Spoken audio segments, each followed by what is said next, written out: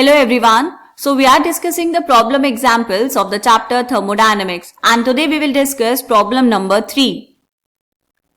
So here the question is, consider the same expansion but this time against a constant external pressure of 1 atm. देखो बेटा यहाँ पर बात कर रहे हैं कंसिडर द सेम एक्सपेंशन, तो यहाँ पे बात की जा रही है बेटा किसकी, प्रॉब्लम एग्जाम्पल नंबर 5.2 की, जो हमने इससे पहले वाला एग्जाम्पल सॉल्व किया है। तो उसके लिए क्या करना पड़ेगा, पहले जाके वहां पर देखना पड़ेगा एग्जाम्पल क्या था, राइट। ये एग्जाम्पल हमने सॉल्व किया है बेटा। तो यहां पर क्या दिया है आपको, 2 liters of an ideal gas at a pressure of 10 atm expands isothermally at 25 degree Celsius into a vacuum until it's total volume is 10 liters। तो अब यहां पर कंडीशन क्या चेंज की है बेटा, कंडीशन बस ये चेंज की है कि यहां पे जो एक्सटर्नल प्रेशर है, अब आपको जो एक्सपेंशन करवाना है वो एक्सपेंशन हो रहा है एक्सटर्नल प्रेशर 1 atm के अगेंस्ट, ठीक है। उसके अलावा बाकी सब चीजें सेम है। क्या क्या सेम है बेटा, जो इनिशियल वॉल्यूम है V1 वो है 2 liters, जो फाइनल वॉल्यूम है V2 वो है 10 liters एंड जो टेम्परेचर है वो है बेटा 298 केल्विन। एंड इसके अलावा क्या हमें इस क्वेश्चन में कुछ और गिवन है, यहां पर चेक करेंगे बेटा। इसके अलावा क्वेश्चन में और कुछ ऐसा नहीं है। Work is done by the system, क्योंकि एक्सपेंशन हो रहा है तो वर्क डन तो नेगेटिव ही आएगा, ठीक है। आइसोथर्मल एक्सपेंशन है तो डेल्टा यू की वैल्यू क्या है बेटा 0 एंड वर्क डन क्या आएगा नेगेटिव।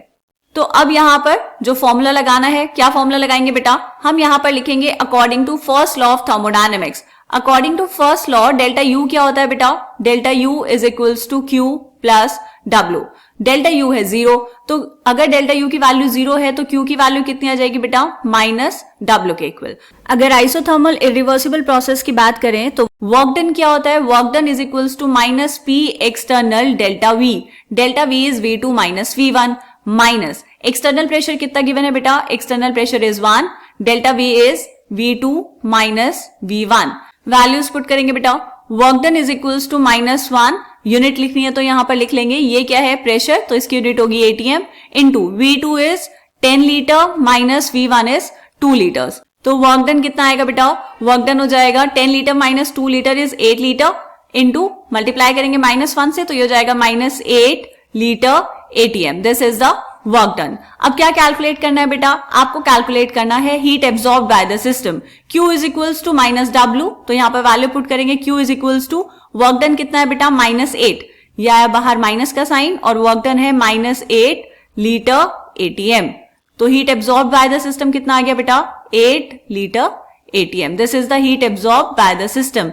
ये है इस क्वेश्चन का आंसर, तो इसको हम कर देंगे बॉक्स के अंदर बंद, ठीक है। वर्क डन को भी बॉक्स के अंदर बंद कर देंगे, ये भी पूछा था आपसे। तो ये एनसीईआरटी का प्रॉब्लम एग्जाम्पल है बेटा, इसका सॉल्यूशन हमने साइड में किया हुआ है। तो यहां पर देखो, we have Q is equals to minus W is equals to P external into 8 क्या है डेल्टा V, तो आंसर आ गया 8 लीटर atm, ठीक है। ये वाला क्वेश्चन समझ आया बेटा। चलिए मिलेंगे नेक्स्ट प्रॉब्लम एग्जाम्पल में, तब तक के लिए बाय बाय।